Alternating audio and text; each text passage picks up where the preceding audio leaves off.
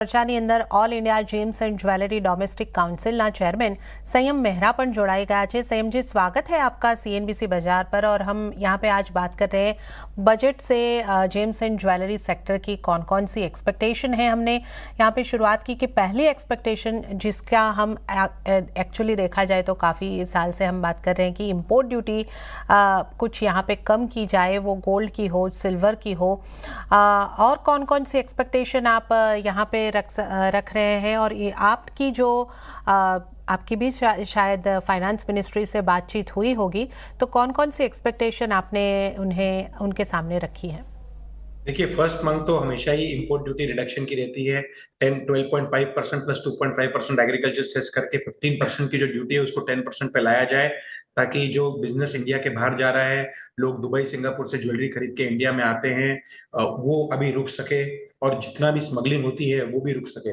इसके अलावा increase in pan card है, जो फिगर्स हैं जो ऑलरेडी 2 लाख रुपीस तक हैं। गवर्नमेंट ऐसा सोच रही है कि पैन कार्ड की जो लिमिट है उसको घटा के 50,000 तक ले आए, लेकिन हम चाहते हैं कि 2 लाख से लिमिट थोड़ी और बढ़ाई जाए। पहले गोल्ड रेट्स 25-30,000 थे जब भी ये लिमिट पैन कार्ड की थी। आज भी इंडिया के अंदर पूरी जनता 140 करोड़ के अलावा सिर्फ 10% के पास ही पैन कार्ड्स होंगे। उस हिसाब से पैन कार्ड की लिमिट अगर बढ़ाएंगे तो हाउस होल्ड की लेडी को भी अगर ज्वेलरी खरीदनी हो तो उसको ज्यादा दिक्कत नहीं आएगी। कैश परचेज लिमिट जो है 40A के अंदर हमारे हिसाब से उसे बढ़ाना चाहिए। कोई भी कस्टमर ओल्ड गोल्ड लेकर अगर कोई रिटेलर के पास जाता है तो उसे सिर्फ 10,000 रुपीज ही कैश मिल सकता है, बाकी चेक मिलेगा। अगर कोई मेडिकल इमरजेंसी हो या कोई भी दूसरी इमरजेंसी हो जिसके लिए कैश चाहिए हो तो 10,000 रुपए के ऊपर कैश नहीं मिलेगा। हमारी ये मांग थी फाइनेंस मिनिस्ट्री से कि उसको बढ़ा के 1 लाख रुपया कर दिया जाए। Relief in capital gain tax, आज आप कोई भी प्रॉपर्टी खरीदें, प्रॉपर्टी का प्राइस बढ़ जाए तो उसके ऊपर कैपिटल गेन टैक्स नहीं लगता है ज्वेलरी के अंदर। लेकिन अगर जो गोल्ड के प्राइसेस 50,000 से 75,000 हो गए तो उसका जो इंक्रीज अमाउंट है उसके ऊपर इनकम टैक्स लगता है। अगर व्यापारी ने कमाई करके अपना बिजनेस बढ़ाया के गोल्ड नहीं बढ़ाया हो तो भी उसे टैक्स भर करके अपना गोल्ड सेल करके गवर्नमेंट को टैक्स भरना जरूरी है, जो बाकी चीजों बाकी सेक्टर्स के अंदर ये चीज नहीं है। ईएमआई अलाउड करनी चाहिए जेम ज्वेलरी सेक्टर के अंदर 22 कैरेट और 18 कैरेट ज्वेलरी के लिए, हॉलमार्क ज्वेलरी के लिए। आज व्हाइट गुड्स, गाड़ी, घर सबके लिए ईएमआई है, लेकिन गोल्ड ज्वेलरी के लिए या जेमन ज्वेलरी के लिए ईएमआई का प्रावधान नहीं है। देयर इज एक और चीज है, गोल्ड मोनेटाइजेशन स्कीम। आज इंडिया के घरों के अंदर 25,000 टू 30,000 टन ऑफ गोल्ड है।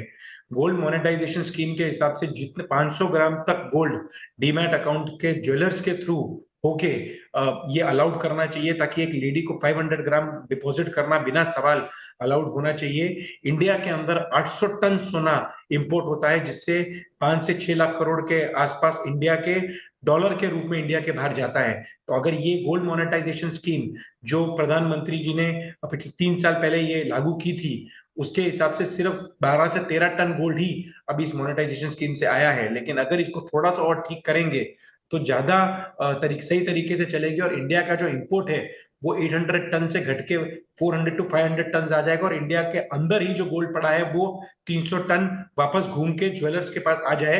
तो ये एक गोल्ड मोनेटाइजेशन स्कीम की भी पूरी कॉपी हमने फाइनेंस मिनिस्ट्री को दी है। क्रेडिट कार्ड, अब डिजिटल इंडिया एक तरीके से आगे बढ़ रहा है। क्रेडिट कार्ड के ऊपर जो चार्जेस हैं वो 2 से 2.5% है। सारे के सारे यंग यूथ मिलेनियल्स सब अभी क्रेडिट कार्ड से ज्वेलरी बाय करना चाह रहे हैं।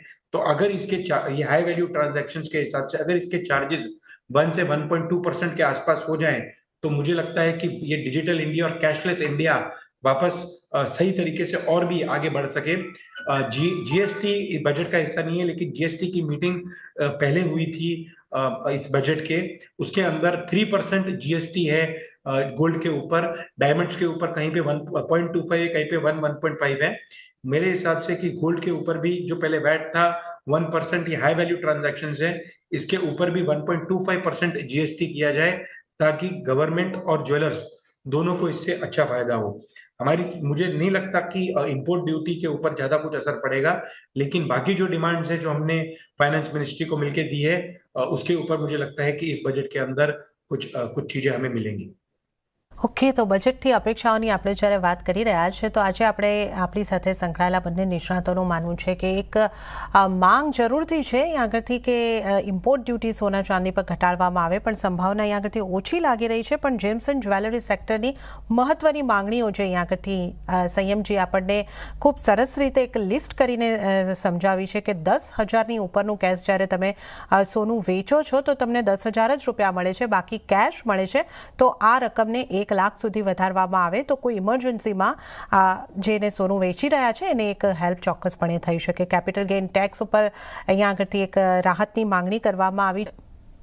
देखिए लैब ग्रोन के अंदर हमारी लास्ट टाइम भी जैसे मीटिंग हुई थी फाइनेंस मिनिस्ट्री में, लैब ग्रोन के अंदर उन्होंने सीड के ऊपर जो इंटरनेशनली इंपोर्ट करते हैं उसके ऊपर ड्यूटी हटाई थी और लैब ग्रोन को काफी अच्छे तरीके से प्रमोट किया जा रहा है, जिसके अंदर जिससे इंडिया के अंदर जो लैब ग्रोन की मैन्युफैक्चरिंग वो इंटरनेशनल मार्केट्स के अंदर भी एक्सपोर्ट की जाए और डायमंड जो इंपोर्ट किया जाता है वो भी कम हो ताकि इंडिया का जो कैड है वो बेनिफिट कर सके. मुझे लगता है कि लैब ग्रोन डायमंड के ऊपर काफी फैसिलिटीज या काफी चीजें आएंगी इसके अंदर आने वाले बजट के अंदर, जिससे लैब ग्रोन ज्वेलरी की सेल्स बढ़ेगी.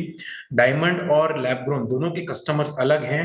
आज भी इंडिया के अंदर काफी तबका ज्वेलरी का है जो डायमंड रियल्स खरीदता है और डायमंड रियल डायमंड से 3% वैल्यू के ऊपर ही लैब ग्रोन डायमंड्स आते हैं. तो मुझे लगता है कि आने वाले टाइम के अंदर दोनों की अलग मार्केट रहेगी, लेकिन लैब ग्रोन को बूस्ट करने के लिए इस बार भी बजट के अंदर काफी और चीजें मिलेंगी. उसकी मशीनरीज के ऊपर कुछ जो बाइंग मशीनरीज होती हैं लैब ग्रोन की मैन्युफैक्चरिंग के लिए उसके ऊपर कुछ बेनिफिट मिल सकता है. कोई जोन स्पेशल जोन्स के अंदर उसके अंदर लैब ग्रोन को बेनिफिट्स मिल सकते हैं, एक्सपोर्ट्स के अंदर मिल सकते हैं, कुछ ड्रॉबैक्स के अंदर मिल सकते हैं. तो ये लैब ग्रोन के अंदर काफी और इसके अंदर आगे आने वाले टाइम के अंदर फायदा होगा.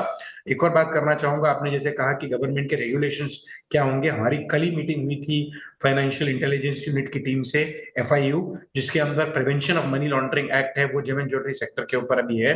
10 लाख रुपए के ऊपर के जो भी डीलिंग करता है उसे FIU को इन्फॉर्म करना पड़ेगा कि एक सर्टेन कस्टमर के साथ 1 महीने के अंदर अगर आपने 10 लाख के ऊपर की डीलिंग की है तो आपको FIU के ऊपर ऑन बोर्ड होके बतानी होगी कि डीलिंग इन्फॉर्म करना होगा कि किस कस्टमर ने 10 लाख के ऊपर बाय किया है. और GJC के ने मेंबरशिप ले ली है FIU के अंदर, जिससे 500 करोड़ के नीचे का किसी का टर्नओवर और GJC का मेंबर होगा तो उसे ऑन बोर्ड नहीं करना होगा FIU की साइट के ऊपर, और 500 करोड़ के ऊपर का टर्नओवर होगा उसको डायरेक्ट करके अपने शॉप के अंदर अकाउंट्स के टीम के अंदर कोई आदमी को नोडल ऑफिसर बनाकर वहां पर रेगुलरली उनके टच में रहना होगा. तो ये इंटरनेशनली FATF के लॉज के अंदर अभी इंडिया आ गई है और India out of the 36 countries है जो FATF के ग्रे लिस्ट में नहीं है. दे आर प्रोग्रेसिंग अलॉट और इंडिया प्रोग्रेस करते करते उसके गोल्ड, उसके रेट्स, ब्याज दर, सब चीजें आने वाले टाइम के अंदर इस वजह से घट जाएंगी. सो ये एक बहुत इंपॉर्टेंट डेवलपमेंट थी PMLA की जो जेम एंड ज्वेलरी सेक्टर के ऊपर अभी है, जिसके ऊपर हमारी सीरीज ऑफ मीटिंग हुई है और कल भी एक मीटिंग हुई है. इसके आपके माध्यम से मैं सारे व्यूअर्स को बताना चाहता हूँ. ઓકે, તો આ પણ એક મહત્ત્વની અપડેટ છે અને એના માટે એક આપણે ખાસ ઉલ્લેખ સંયમજીએ અહીં આગળથી કર્યો છે. અને જ્યારે આપણે લેબ ગ્રોન ડાયમંડને લઈને વાત કરી તો ત્યાંથી ઘણી બધી અપેક્ષા અહીં આગળથી બનતી દેખાઈ રહી છે. ત્યારે જ સંયમજી આપકા और ભાવિકજી આપનો પણ ખૂબ ખૂબ આભાર. આપ અમારી સાથે આ શો ઉપર જોડાયા અને આપણે